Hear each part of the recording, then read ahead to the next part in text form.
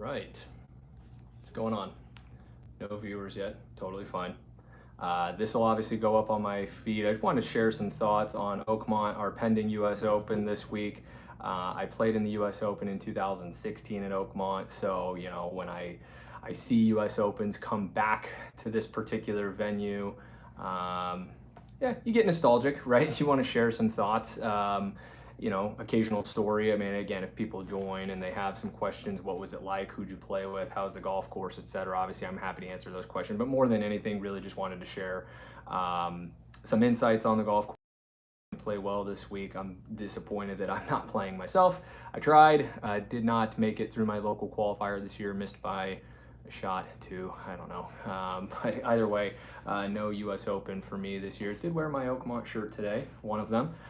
So trying to represent, trying to be there in spirit. But anyways, looking back at 2016, incredible experience. What a golf course. Did my best to get there and get as many practice reps as I could before the tournament started. Got there on the Saturday before the event actually began. Played a number of practice rounds, played with some amazing players, tried to learn as much as I could from them more than anything else.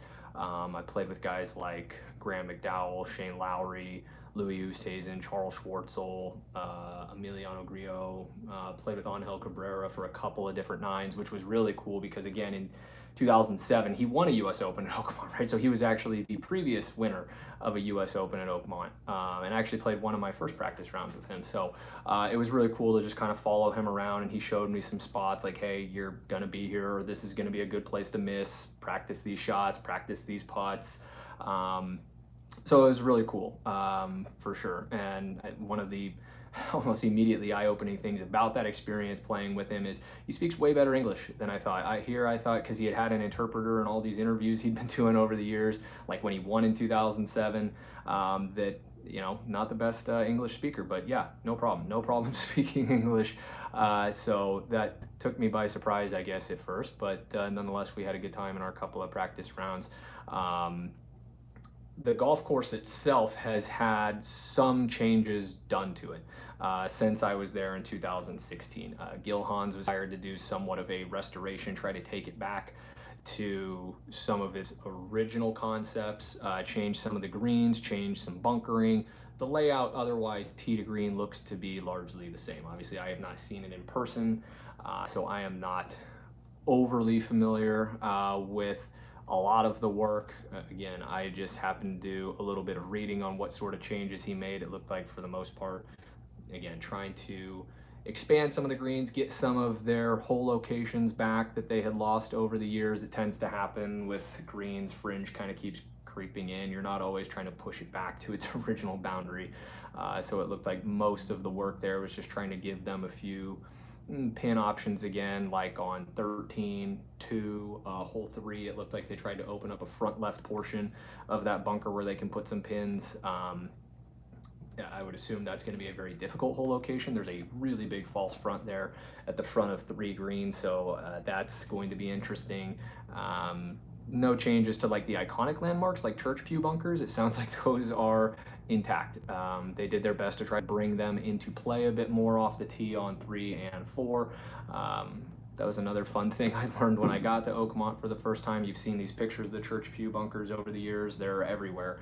And all you know is they're on the left side of hole 3. And what I did not realize is they're also on the left side of 4. That is just a massive bunker that is directly between those 2 fairways. So very much in play off of both tees, which, again, like I said, I did not realize until I got there. So anyway, looking at this particular championship, right? What do I think the scores are going to be like? How's the week going to go? Who does this golf course ultimately favor? Aside from Scottie Scheffler, we know that Scottie Scheffler is the clear favorite going into this golf tournament. The one thing that makes Scottie such a standout in any golf tournament he plays really is the fact that he is just an exceptional ball striker, right? Hits a ton of fairways, hits a ton of greens, particularly the greens. His ability to get the ball pin high from just about anywhere is unmatched. Distance control is incredible. Jordan Spieth kind of alluded to the fact a couple of weeks ago that he just has the best face control out of anybody that he's ever seen, right? And that's generally what makes a very good iron player, or just a very good golfer in general, if you always know where the club face is going to be pointing. So the thing with Oakmont, at least what I saw, is that, I mean, it tests literally every single facet of your game. And this is not just, you know, your ability to hit a golf ball. You do need to drive it fairly long. You do need to drive it very straight. You've got to have good hands, good short game. Some of that, yes, it is a bit more lie dependent. Some of that is just going to be luck. You do need to be a very good putter. Obviously, the greens are incredibly fast, incredibly undulated, so you can be in some very weird spots where if you don't have great touch, you're not a great green reader, this is going to be a problem. But even aside from all of that physical stuff, it is a mental grind, unlike anything that I have ever experienced. And what was so weird about that in particular, right, is, you know, I was rained out for my first round in 2016 on Thursday. We never teed off. Too much rain. I felt like we got 5 inches of rain. I don't know how much it actually was. It had to have been over an inch, probably closer to 2. There were only a handful of players from the morning wave that actually finished, and all of us in the afternoon never even started, right? We were rained out completely. So Friday, I had to try and play 36 holes, which due to darkness, I did not get in. I got in 32 holes. But let me tell you, I've done a lot of 36-hole days in my life, just trying to qualify for US Opens over the years. College golf, you play a lot of 36-hole days. 36 holes in one day at a US Open is a completely different thing, especially at a golf course like Oakmont, where it's just like, by about the 24th hole, like mental exhaustion had set in, because there's no taking a shot off. You know, when you go play a round of golf at your home course with your buddies, right? I mean, like, even if you're not the best golfer, you end up in some situations where you're like, okay, even for me, like, this is more low key, right? I'm 80 yards to the hole. The pin is basically in the middle of the green. I'm just going to hit an 80-yard shot pin, no problem, right? And you don't have to think about it a whole lot, right? And, you know, in my particular, when I go play, you know, I'm a decent golfer. I have a lot of those situations, right? Where, yeah, I just look at the pin, I laser it, okay, it's 85 yards, I hit it 85 yards, right? I don't have to think any more than that. But that's not how it works at Oakmont. And it's probably not how it works at a lot of other US venues either. But like on greens that are as fast as the ones you see at Oakmont, when you know that the rough is as penal around the edges of the greens, it's a totally different kind of pressure. You have to be so much more precise about your landing spot. You have to take all these different consideration when you're picking a target. Again, that same landing spot.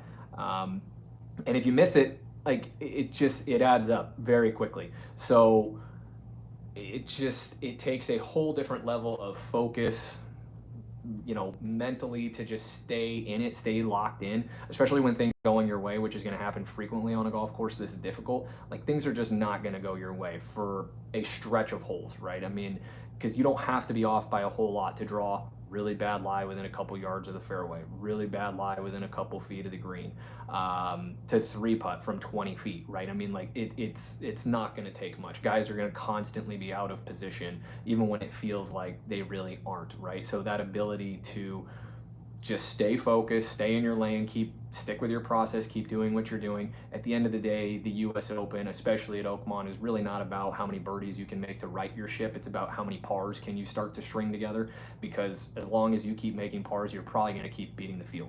I remember talking to Angel specifically, because he had won a US Open at Oakmont before, and he won it at 5 over par. And I remember asking he and his caddy specifically, I believe his son was caddying for him in 2016, but I remember asking them, like, what do you guys think the scores are going to be like this week, right? Because they're obviously well versed with a very competitive atmosphere, especially back 9 on Sunday at Oakmont. Of course, it's changed, and it had even changed a lot since 2007 when he had won there. I mean, over the last 30 years, they've taken 20,000 trees out on that property. There's really not a tree that's in play anymore on any of the 18 holes. So, you know, he had mentioned that it looked a little different to him, even standing on a lot of the tees in 2016 versus 2007. But in his mind and in his son's, the winning score was certainly going to be over par again. The cut line was probably going to be closer to 8 to 10 over par. That was just kind of what they figured. Said, you know, greens this fast, greens this firm, scores are going to be high.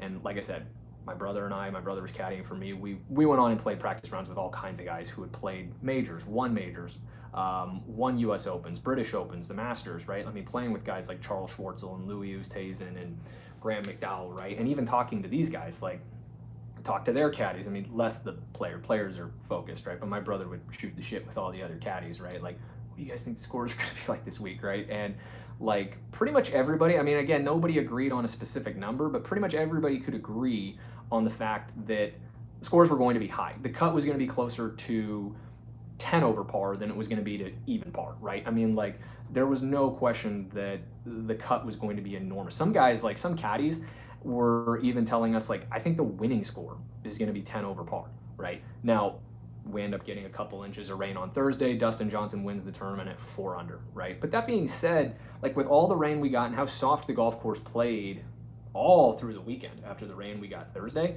the fact that only 3 players finished the event under par, the winning score was 4 under, the cut was 6 over par on, again, what felt like a very soft golf course compared to what we had seen all week long prepping.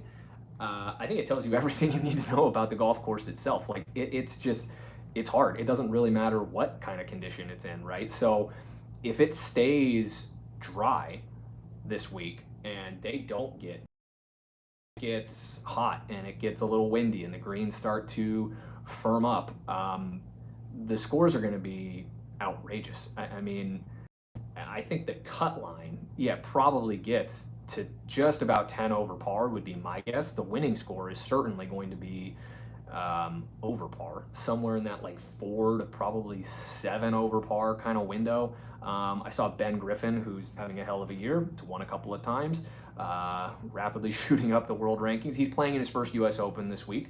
And he was on, I think it was Barstool's podcast yesterday, this morning, something like that. And he said, you know, I would happily sign up for 4 over par for the week right now. And I would assume that I'm probably going to win the golf tournament. So, you know, obviously he's on grounds. He's played a practice round at this point. So, you know, it already tells you kind of where the players' heads are at, seeing some of the conditions out there, the green speeds, the thickness of the rough. Like, it is, it's just otherworldly. It's very hard to explain. Like, if you just haven't seen golf courses that are set up like this, a lot of it was like very eye-opening when I got there in 2016. I still remember in my second round that this is a story that would kind of give you some insight into like the thickness of the rough. What is it like to play in 5-6 inches, in some cases more, of rough? And it was on hole 10. Hit a 3-wood off the tee, blocked it just a little bit, which is unfortunate. Long par 4, you would like to hit it and play there. So 3-wood off the tee, just into the right rough. It's okay, there's spotters. It's not like you lose the ball. So walk up there, there's a spotter standing kind of in the area where I assume my ball was, and I go, did you see one come over here? I hit my ball a little bit right. And he goes, yep, put a flag next to it. It's the orange flag right there. Like one of those little, I don't know. So I walk over, there's a little orange flag in the ground. I'm standing 2 feet from this orange flag and I'm looking down. I see nothing. I look back at the spotter and I'm like, you said the ball is next to the orange flag? It's like, how close it, because I can't. And he's like, yeah, just it's right there. It's literally within a foot of that flag. And so I had to basically straddle the flag, stand right on top of it, look straight down. And then, yes, I could finally tell that there was, in fact, a golf ball there. So, you know, I was 210 yards to the pin or something like that, maybe right around there. Obviously, you can't advance it 210 yards from a lie like that. I hit a lob wedge. I kind of just hacked it out. I had about 160 left for my third shot. Made bogey, right? It's just, but you're gonna see a lot of that this week. Like, it just, if you miss the fairway, you probably don't advance it to the green. If you can advance it to the green after you miss the fairway, there's probably more luck involved than anything else. You might have just hit it into a spot where spectators have already trampled down some of that grass. Maybe a player right in front of you had just trampled down that grass. But if you miss the fairway and you're the first person to kind of miss it in that general area that day, it's basically unplayable. So, it's going to be, yeah, gnarly. The scores are going to be high. It just is what it is. There's always a lot of questions about the 300-yard par 3, number 8.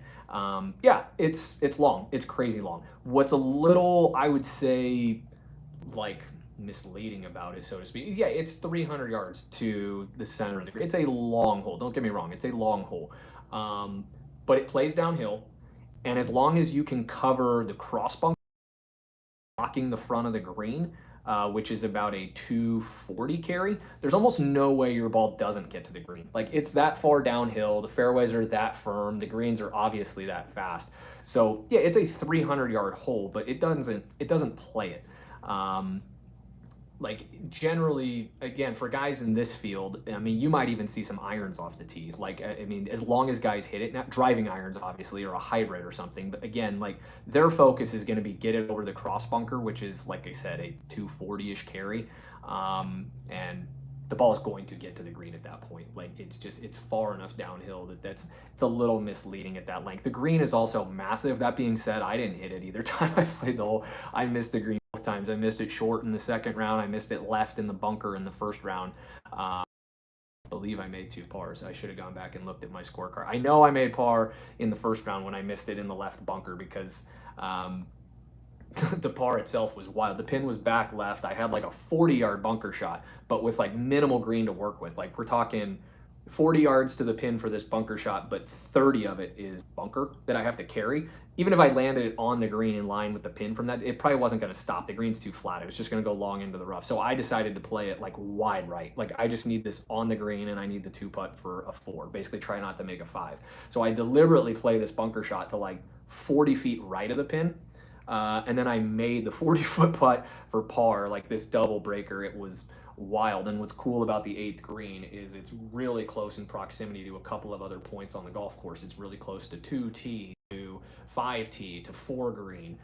Everything's kind of right there. So the way they had set up the grandstands is you can see a lot of these different spots from right there. So I ended up making this 40-foot putt in front of, you know, a couple hundred fans who had all started to congregate there and kind of watch some of the golf going on. So I got a pretty big roar. I don't think people realized that that was a par putt. They probably thought that I had just made this bomb for a birdie on a 290-yard par 3, but in reality, I made the bomb for par with an up tee. It was actually only about a 250-yard par 3 that day, but I will happily take the 3 there and run.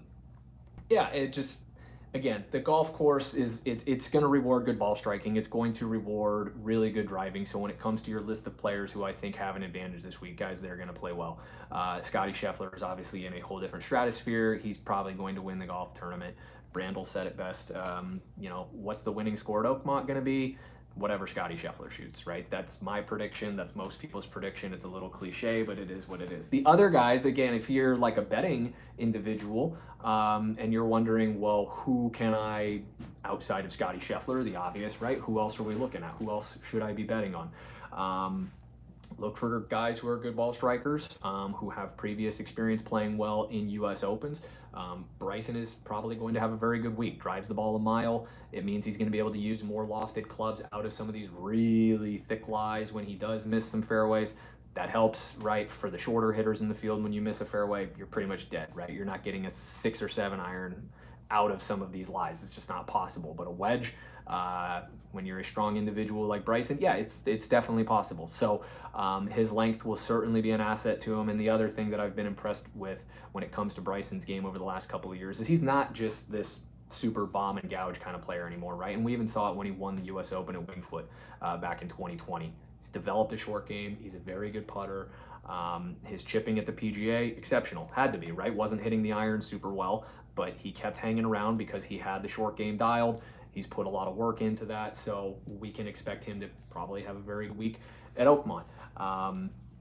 I think Colin Morikawa probably has a very good week. Again, just phenomenal iron player. Always one of the better players on tour in strokes gained approach, which is going to be a huge factor at a golf course like this. Always drives the ball pretty well. At the same time, again, you're going to have to hit it straight. Doesn't have to be the farthest, but you do need to hit it straight, and you got to be able to hit your irons into the correct segments of the greens. So that is something that suits a guy like Colin Morikawa pretty well. Tommy Fleetwood, does he get into the mix? I saw a stat earlier today that he's finished in the top 25 in 20 of his last 22 worldwide starts. That's a pretty absurd run of consistency for a guy that also doesn't have a win in that stretch, or at least not on the PGA Tour. I believe he does have one in Europe in that time frame. But nonetheless, the things we love about Tommy, besides the swing, besides the long hair, fairway Jesus, well, I mean, he's a great ball striker. He's a good driver of the ball. Putting has certainly been a little sketchy at times, but again, this is a golf course that is going to demand the absolute most out of your driving and your iron play. Have to be able to control your distances. Tommy, one of the absolute best in the world at those things. So I would expect Tommy Fleetwood to probably factor into this golf tournament. I like Shane Lowry. Finished runner-up to Dustin Johnson here in 2016. He was the 54-hole leader. He had a multiple shot lead going into Sunday, and at the time, really hadn't been in that situation in a major championship before. Those were all the questions. Is Shane Lowry going to be able to finish the deal? Is he going to get the job done? He did not, but he hung around enough to finish runner-up in a U.S. Open, which nonetheless is a huge accomplishment, especially at a golf course like Oakmont.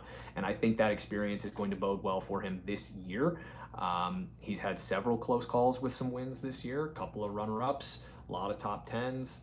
He's obviously playing very well. He's won a major since finishing in that runner-up spot in 2016, right? He won the Open Championship at Portrush. So ultimately, Shane's come a long way since then, right? And I think, you know, again, some nostalgia there. Obviously plays the golf course very well. So I think Shane Lowry probably has a good week. Your more kind of dark horse picks, I don't know that Jon Rahm necessarily counts as a dark horse pick, but it was great to see him play well at the PGA, throw his name back into the mix, get a top 10. Feels like his game is trending in the right direction. He's won a U.S. Open before.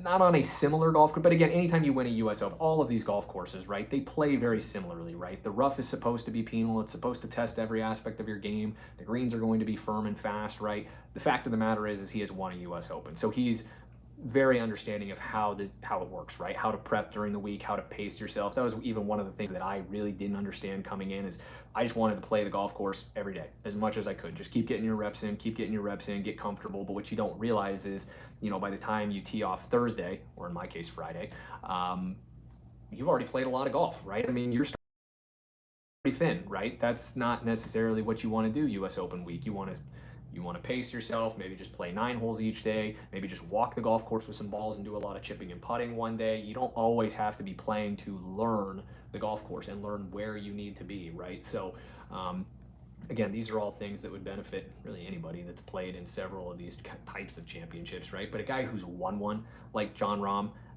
he hits it long. He's a great iron player. He's obviously a competitor, feisty one, right? But he's been here. He played at Oakmont in 2016 as an amateur.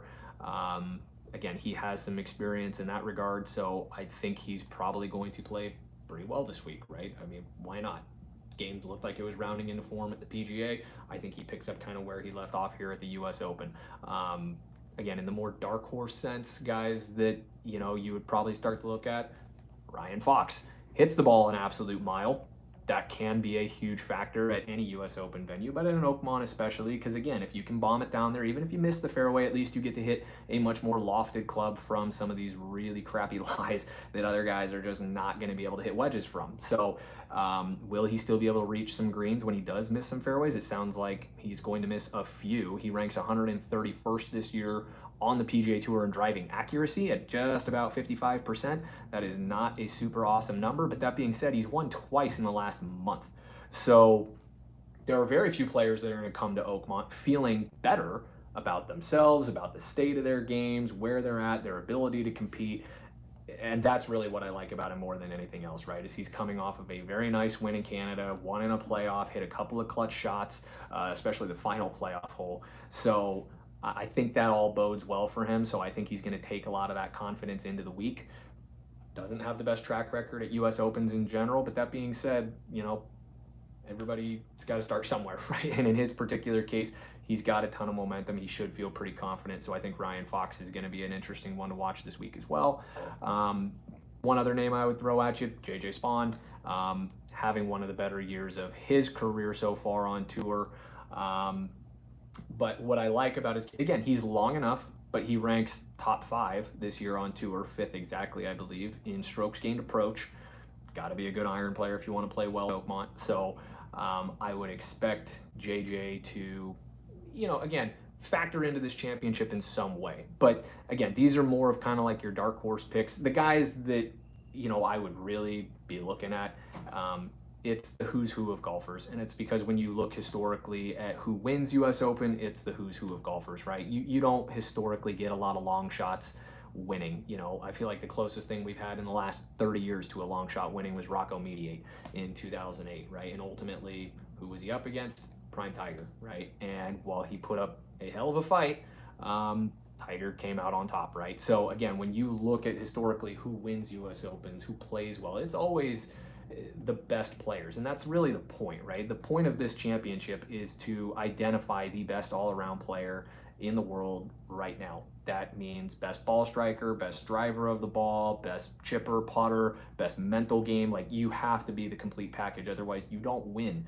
U.S. Opens, right? So I think, you know, for that reason, you look at the normal suspects when you're trying to who's going to win at Oakmont, right? It's Scotty, it's Bryson, it's Xander, Rory. I don't know how I feel about Rory.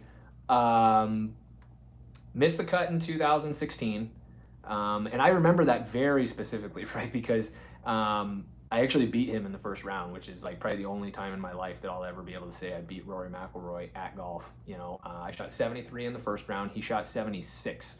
I went out second round. Obviously did not play very well. Shot 78, missed the. But I went into the clubhouse. I just hung out there and I watched a lot of the golf that was, you know, taking place behind me. Guys finishing their second rounds and things like that. And I remember Rory started on 10 in his second round. He shot 4 under. Back nine is the easier side, in my opinion, between the two nines at Oakmont. So he moves way inside the cut.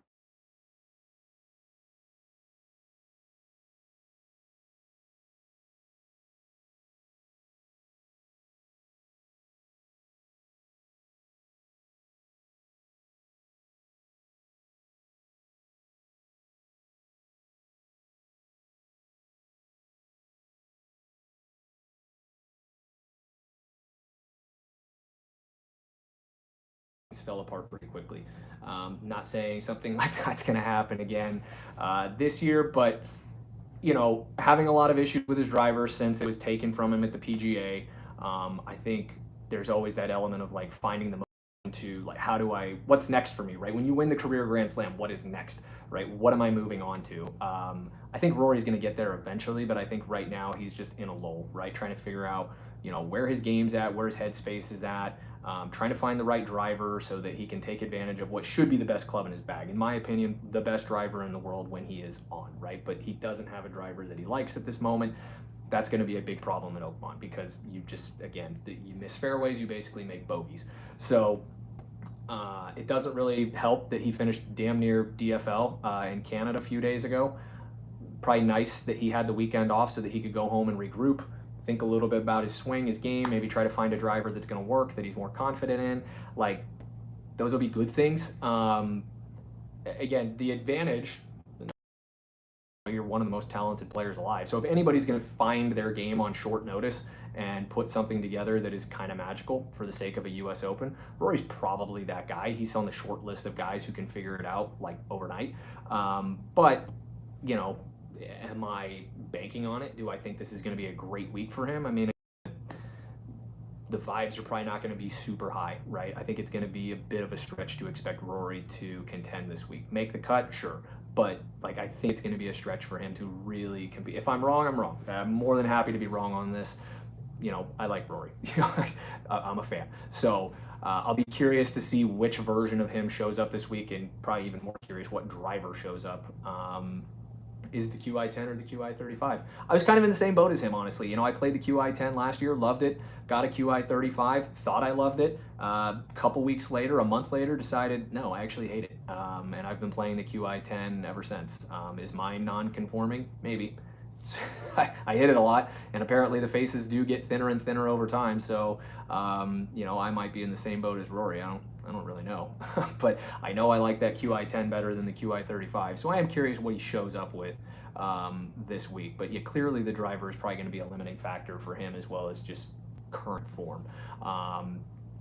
Outside of that, you know, again, those are my thoughts on players that are going to play well this week. Again, I'm just excited to watch a U.S. Open at Oakmont. I'm excited to see some carnage. You know, if anybody's got other questions about the golf course, about playing in a U.S. Open, how do you qualify for a U.S. Open, right? Again, I'm happy to answer these. Just leave a comment once this video uploads to my page, and I will try to get it to them as quickly as I can and answer some of those questions for you guys. I'll probably try to hop on and maybe do another live over the weekend once the leaderboard kind of starts to take shape. And again, maybe just share some more thoughts on how the golf course is playing and how I see things kind of going over the weekend. But more than anything, it'll just be fun for me anyways to watch and reminisce a little bit and hark back on 2016 playing in my first US Open and just what that overall experience was like. Notes wise, do I have anything else for you guys? Not really. I did have some people message me beforehand. Thoughts on Ludwig. So the notes I made, he's played in 6 majors in his career. He has missed the cut 3 times. He's finished in the top 12 3 times. So I look at Ludwig as a very feast or famine kind of guy. And if you look at his season, very feast or famine. Wins at Torrey Pines, disappears, right? Damn near wins the Masters, disappears. I really don't know which version of him is going to show up this week. It probably bodes well for him that in his first ever U.S. Open as I know as a professional was last year at Pinehurst. Finished in the top 12, right? That was one of his good majors. He can obviously handle the conditions of a U.S. Open, firm, fast greens. He's obviously a prodigious driver of the ball when his swing is on. Hits it a mile, hits it incredibly straight. Those are big advantages, right? But it's got to show up at the right time. And this season, you know, again, from a timing standpoint, has been a very odd one for Ludwig, right? So don't know which version of him is going to show up. I'd be a little kind of iffy on him if you're thinking like, who do I want to bet on? You know, again, he's got big upside for sure. If the swing is there this week, it's just, you know, you never know what's going to show up, right? Outside of that, I think I've covered a lot of the other players that I like. The other big thing I think to look for with some of your front runners, going back to Bryson, I know he's got a new set of LA irons in the bag this week. Played them at Live Virginia last week. Again, like played well. Damn near won the golf tournament, but you know, iron play has crushed Bryson at the first couple of majors this year. It has not been particularly good. Now, the way he plays irons, I think, is part of the problem. I mean, he just hits them so damn far. Like at some point, the height has to be hard to control. The distance has to be hard to control. I think it's part of the reason we see him really struggling with his iron game this year. Are the new irons going to help? I would assume so. Otherwise, he probably wouldn't switch to them, right? We know that he is a notorious sort of tinker when it comes to these things. So, again, he's going to be a factor no matter what. He clearly has developed a process that allows him to show up in these big moments, and he's going to contend. Like, I think that's a no-brainer. His length is going to be a massive advantage on this golf course. Does he win? You know, again, I think that's largely going to be determined by how well he hits the irons, because you're just going to have to be so precise when it comes to distance control into these particular greens, right? They are just, I mean, treacherous, right? And it's a very opposite kind of approach. When you miss a green at Oakmont, it's not like missing a green at Pinehurst where he won last year, right? Pinehurst, you miss the green, it runs into some low spot, but you have a great lie, right? It's a fairway lie. Now the question is, you know, can you execute the shot from the fairway lie and get up and down? At Oakmont, that's not going to be the case. You're going to miss a green, you know, by a foot. It's going to stay a foot from the green, but it's going to be in a foot of grass, right? So it's going to be very, very hit or miss what kind of lies you get. How do you handle that? It's a totally different way to try and get up and down all day long. Again, I haven't been to Pinehurst, but it's hard to imagine the greens can get a lot more undulated than what you see at Oakmont. I know they don't get faster because they're the fastest greens in America pretty regularly, right? I mean, I think they're going to run 15 all week. So yeah, it's just different, right? I mean, obviously, again, he has developed a process where he's always in pretty good form. He's always finding a way to contend in these majors. But again, is he going to win? Like I said, it's really going to come down to how these new irons perform and how that ultimately works out for him. So I'm excited. I think it's going to be a hell of a week. Again, I think Scotty is the clear front runner. Probably going to get the job done, as he so often does. But again, excited to watch some golf at Oakmont. I think this is the perfect venue for a U.S. Open. There's a reason that this is going to be the, I believe, 10th U.S. Open hosted at Oakmont. It's everything that you want out of, you know, this championship. Is demanding of literally every facet of the golf game that there is, right? So I think it's going to be a hell of a week. I think the scores are going to be super high, but it should be very interesting. Like I said, I'm going to try to hop on and do another one of these lives at some point later this week. So if there are any other areas, subjects, things that I did not cover in this stream that you would maybe like me to talk a little bit more about later on this week, go ahead and leave a comment, like, subscribe, share with your friends. Would love to just keep growing this page. So that's all I got for you now, and I will see you guys all later this week.